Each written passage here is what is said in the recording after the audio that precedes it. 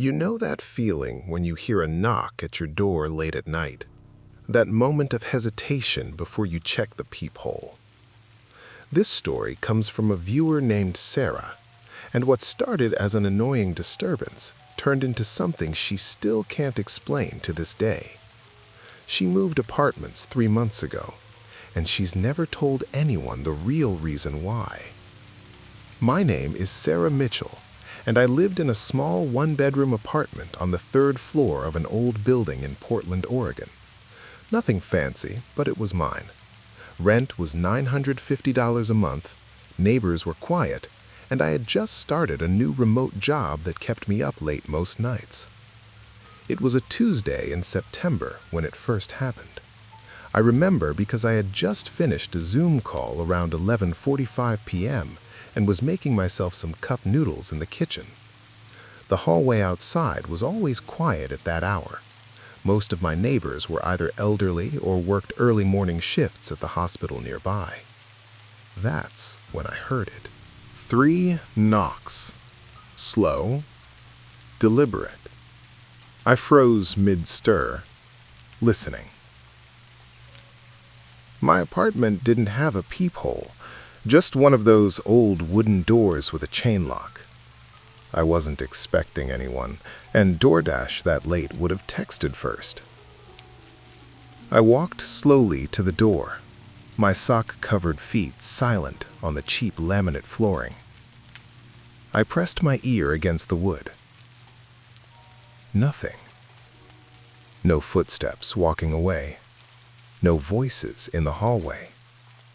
Just silence. "Hello?" I called out, trying to sound confident. No response. I convinced myself it was a neighbor at the wrong apartment and went back to my noodles. But something felt off. The way those knocks sounded, they were too measured, too patient. The next night, it happened again. Same time, 11:47 p.m. I checked my phone to be sure. This time I was ready. I walked straight to the door and yanked it open. The hallway was empty. The fluorescent lights flickered slightly, casting weird shadows near the stairwell. I stepped out, looking both ways. Nothing. The elevator doors were closed. The stairwell door hadn't made its usual creaking sound. Whoever knocked would have needed at least 10 seconds to disappear completely. But the hallway was long. I would have heard running footsteps. I went back inside and locked the door, my hands shaking slightly as I slid the chain into place. By the 4th night, I was expecting it. 11:47 p.m., like clockwork. But this time, I did something different. Instead of opening the door, I grabbed my iPhone and started recording.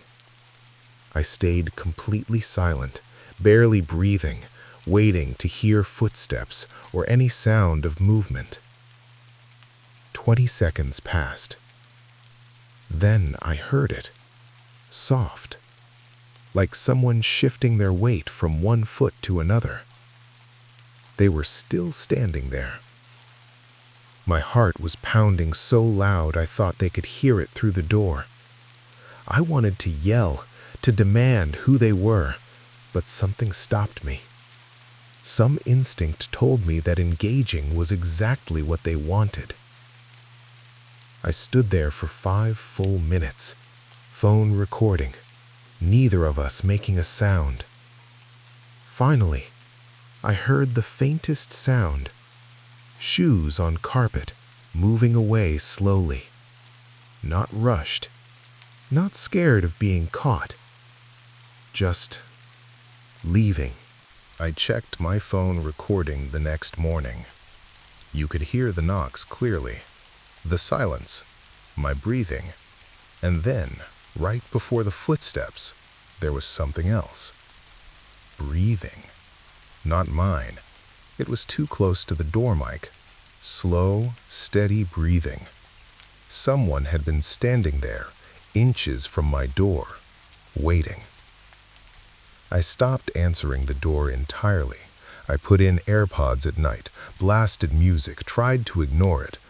But you can't ignore a pattern that breaks. On the 8th night, they knocked at 11:47 p.m. as usual. Then again at 12:15 a.m. Then at 12:47 a.m. 1:17 a.m. 1:47 a.m. 2 a.m. By 3 a.m. I was sitting in my bathroom with the door locked, lights on, calling my friend Jake, who lived in Beaverton, about 20 minutes away. The knocking had become constant, every 15 to 30 minutes. "Just call 911, Jake said, his voice thick with sleep. "And tell them what? Someone's knocking on my door? They'll think I'm insane."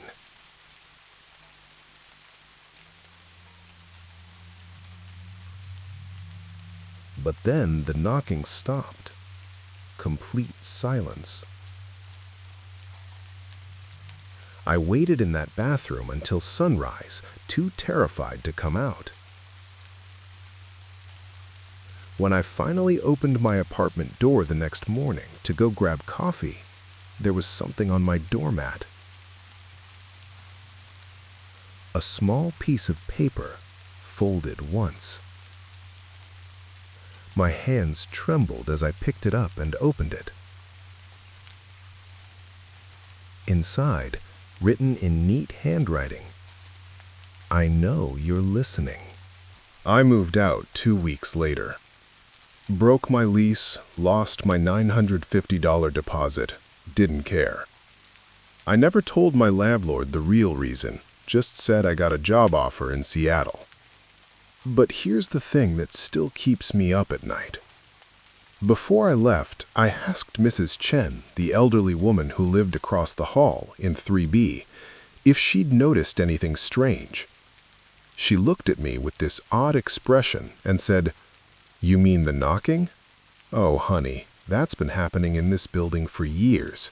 Every third-floor apartment eventually gets it." "What do you mean?" I asked. She lowered her voice. "The last tenant in your unit? Girl named Emma. She moved out in the middle of the night too. Didn't even pack. Just left everything and ran. I never found out what they wanted, who they were, or why they chose 11:47 p.m. But sometimes, in my new apartment in Seattle, I still check the peephole at that exact time, just to make sure.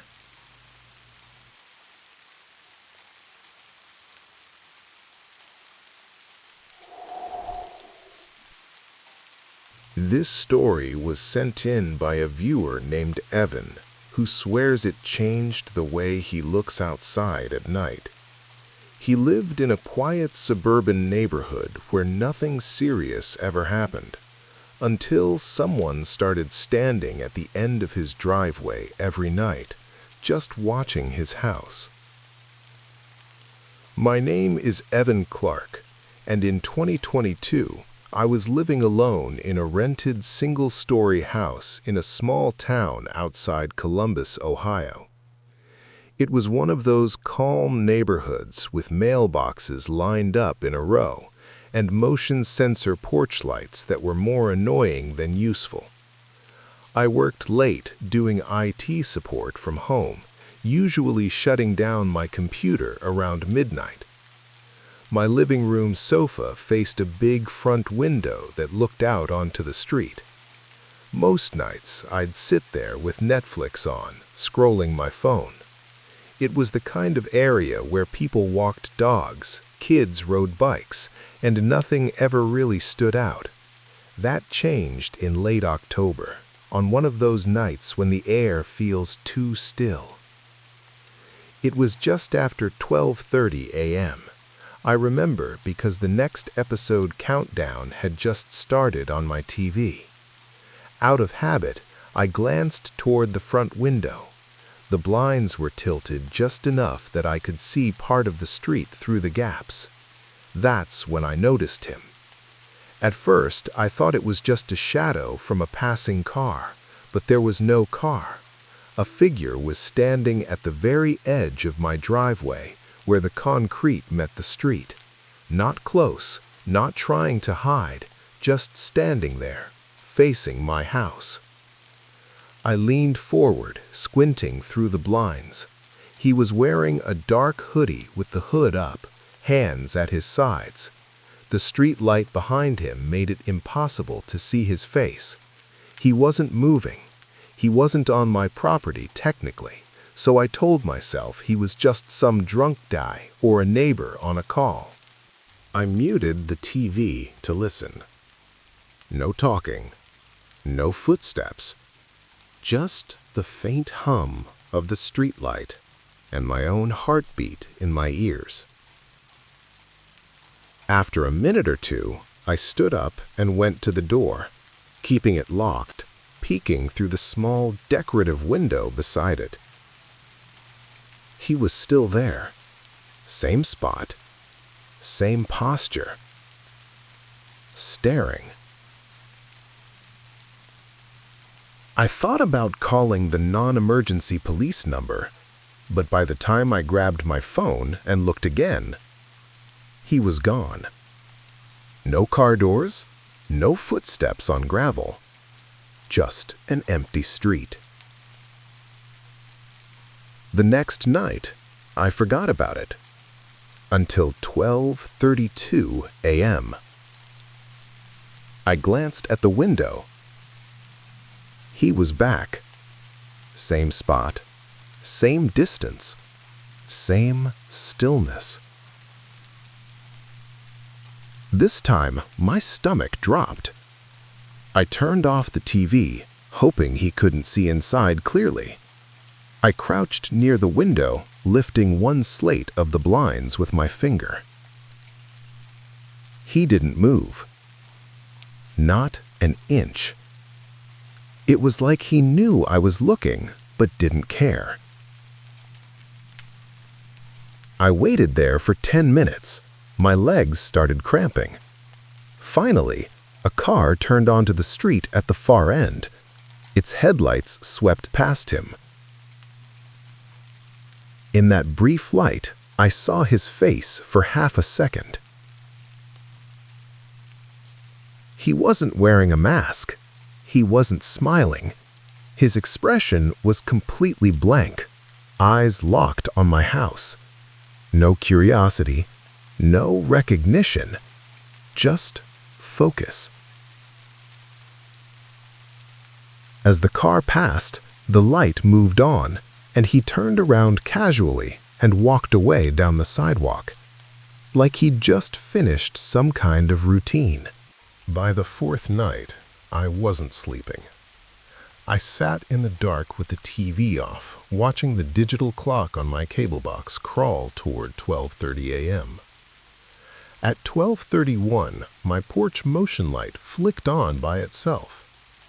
I didn't even need to look, but I did. He wasn't at the end of the driveway anymore. He was closer. He was standing halfway up the driveway now, right where my car normally sat. Hands still at his sides, no phone, no bag, no visible weapon. Just that same dead-focused stare toward my front window. My first instinct was to flip on every light in the house to let him know I saw him, but something about how calm he looked made me feel like that would give him what he wanted. Instead, I backed away from the window, grabbed my phone, and dialed 911. I whispered my address and told the operator there was a man repeatedly coming to my house at night. While I was talking, I heard it, the creak of my mailbox lid outside, slowly opening and closing. I hadn't heard him move closer.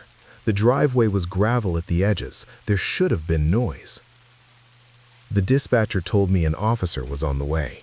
It took them about 7 minutes. Those 7 minutes felt longer than my entire life. I stayed in the hallway where he couldn't see me if he was at the window. Eventually, red and blue lights flashed across the ceiling through the blinds. I waited another minute before going to the door and opening it just enough to see. The man was gone. A police cruiser was parked. I whispered my address and told the operator there was a man repeatedly coming to my house at night. While I was talking, I heard it. The creak of my mailbox lid outside, slowly opening and closing. I hadn't heard him move closer. The driveway was gravel at the edges. There should have been noise. The dispatcher told me an officer was on the way. It took them about 7 minutes. Those 7 minutes felt longer than my entire life. I stayed in the hallway where he couldn't see me if he was at the window. Eventually, red and blue lights flashed across the ceiling through the blinds. I waited another minute before going to the door and opening it just enough to see. The man was gone. A police cruiser was parked in front of my house, and an officer was already shining a flashlight around my yard and down the street. He came up and asked me to explain what happened. I told him about the past few nights, the timing, the way the guy kept moving closer. He nodded, but his attitude said he thought I was overreacting. Then he checked my mailbox. There was a single sheet of notebook paper inside, no envelope. Written in thin, blocky letters, "I'll be closer tomorrow." The officer's face changed when he read it. He folded the paper, said they'd file a report, and told me to keep my doors locked and call if I saw him again. That was it. No patrol car parked outside, no one staying overnight. Just me. I didn't wait for tomorrow. I packed a duffel bag with clothes, grabbed my laptop, and drove to my brother's apartment across town. I didn't even turn off the lights when I left. I could see my driveway in the rearview mirror as I pulled away. The street was empty. I crashed on my brother's couch and was too wired to sleep. Around 12:30 a.m., I checked my phone out of habit. No notifications, no doorbell alerts. I didn't have a camera back then. The next afternoon, the officer called me back. They had checked neighborhood footage from a house 2 doors down that had a Ring camera pointed partly at the street. He asked me a question that still bothers me. "Are you sure you actually saw someone? Because your neighbor says his camera triggered motion alerts near your driveway every night around the time you mentioned. But the video doesn't show anyone. Just your house. Just your driveway." The motion would trigger, but the video looked completely normal. No person, no animal, no car. I moved out a month later, broke the lease, lost money, didn't care. The landlord said, the last guy who lived there installed a camera too, said he kept getting motion alerts late at night, but nothing was ever there when he checked the footage. He left in a hurry, didn't say why. Now, even in my new apartment, I avoid looking out of any window after midnight. And every once in a while, my phone lights up with a random notification at 12:31 a.m. for an app update, an email, anything. I always wonder, if I had ignored him one more night, would he have come all the way up to the door? Or was he already closer than I ever saw?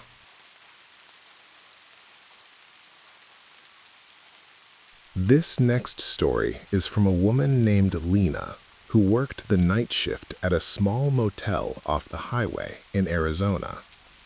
She thought weird guests would be the scariest part of her job, until someone started coming to her own apartment door every night, asking for a person who didn't exist.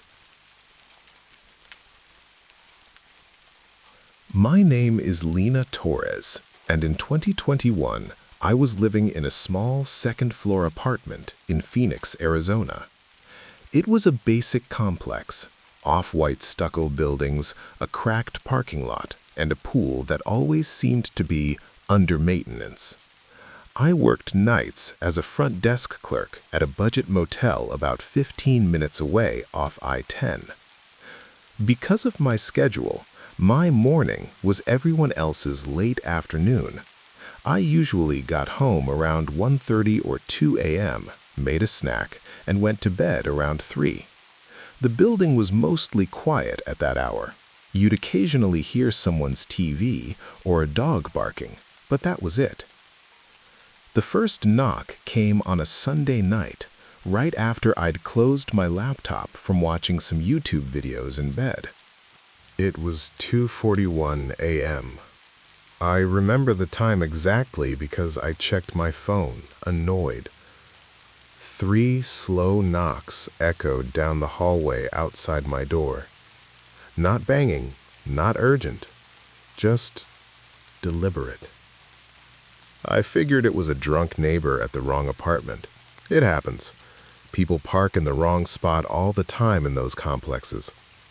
I waited, hoping they'd realize their mistake and move on. Then the knocking came again. Same pattern. 3 slow knocks. I sighed, got up, and walked to the door. I looked through the peephole. A man was standing there. Mid-40s maybe. Short dark hair. Wearing a faded blue button-up shirt and jeans. He looked completely normal. No hoodie, no mask, nothing threatening at first glance, but something about how still he was made my skin crawl. "Yeah?" I called out through the door. He paused, then spoke in a flat, almost tired voice. "Is Allison home?" I frowned. "There's no Allison here. You have the wrong apartment." He didn't respond. He just stood there, staring at my door, not shifting his weight, not looking around, nothing. "Sir, you have the wrong place," I repeated, a little louder. After a few seconds, he finally spoke again. "She told me to come here." His tone never changed.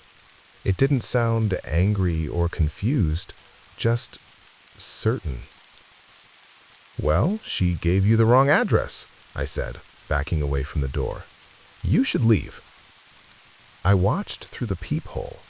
He stared at the door a few moments longer, then turned and walked slowly down the hall, out of view.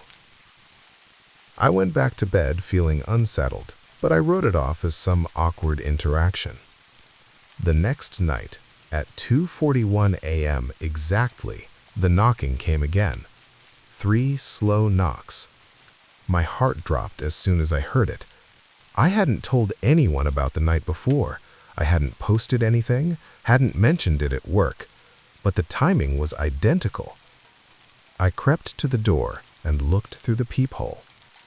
Same man, same clothes, same expression. "Is Allison home?" he asked in that same flat voice. I swallowed. "You came here last night. There is no Allison in this apartment." Silence. "Sir, if you don't leave, I'm calling the police." He blinked slowly, like he was processing the words. Then he said, "She gave me this number." He was looking directly at the peephole now. Not the door, the peephole. Even though he couldn't see me, it felt like he could. I backed away and grabbed my phone, pretending to dial even though I hadn't yet. When I looked again, the hallway was empty. By the third night, I was done being polite. I told myself that if he showed up again, I'd actually call the police. I double-checked the locks, wedged a chair under the doorknob, and kept the hallway light on outside. 2:41 a.m. 3 slow knocks. I felt sick. Every part of me wanted to ignore it, but not knowing was worse. I checked the peephole.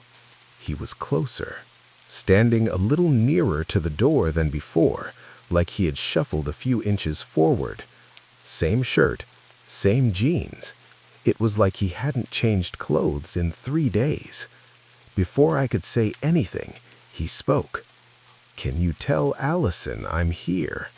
His voice was a little softer, but still emotionless. "There is no one named Allison in this apartment. I'm calling 911. This time, I actually dialed. As I was giving the dispatcher my address, I kept looking through the peephole. He didn't move, didn't knock again, didn't argue, just stood there. The dispatcher told me to stay on the line and stay inside. An officer was on the way. It would take about 10 minutes. While I waited, the man did something new. He raised his hand very slowly and placed his palm flat against my door, right next to the peephole. His fingers spread slightly, like he was feeling the texture of the wood. Then he leaned his forehead against the door, directly where mine would be if there were no peephole between us. His voice was quieter now, almost like a whisper, but still flat. "She told me to come here. She said she lives behind the blue door." My door was blue, a faded, chipped blue, but still blue. I didn't reply. I just stayed there, frozen, listening to my own breath in the phone speaker. The dispatcher kept asking, "Ma'am, are you still there?" I couldn't answer. We stood like that, his forehead on my door, my eye at the peephole, for what felt like hours, but was probably 3 minutes. Then suddenly, he straightened up, dropped his hand, and walked away down the hall without a word. By the time the police arrived, he was gone. They took a statement, walked around the complex, but didn't find anyone matching my description. One of the officers asked if I knew anyone named Allison. I said no. He asked if someone might be messing with me. I said I didn't think so. They told me to call again if he came back. He didn't come back the next night, or the night after that. For a week, I slept with one ear listening for knocks that never came. Just when I started to think it was over, I got a text from an unknown number while I was at work. "Is Allison there?" No context, no name, no emoji, just that sentence. I blocked the number immediately. That same shift, during a slow hour, I was chatting with my coworker at the motel's front desk. The motel had one of those old cork boards in the back office with employee notices and random papers pinned to it. While we were talking, my eye drifted to a faded, curled piece of paper in the corner. It was an old incident log from months before I started working there. The handwriting was messy, but one line stood out. 2:40 a.m. Male guest wandering hallway, knocking on random doors, asking if Allison is in. Said she told him to meet her at the motel with the blue doors. Escorted off property. Our motel doors were all painted the same dark blue. My stomach dropped. The date on the paper was 6 months before I moved into my apartment. I asked my manager later if she remembered that guest. She frowned, tried to think, then said, "Yeah, kind of. Security walked him out, but he wasn't violent, just off. Kept saying he had the wrong place and that she moved apartments. He didn't give a last name." I moved out of my apartment a month later after my lease ended. I never heard the 3 slow knocks again. But sometimes, when I'm scrolling through my phone late at night in my new place, I'll see a random spam text come in. Is this the wrong number? I always delete them instantly. Because somewhere out there, a man is still looking for a woman named Allison who lives behind a blue door. And one day, he might just knock on the right one.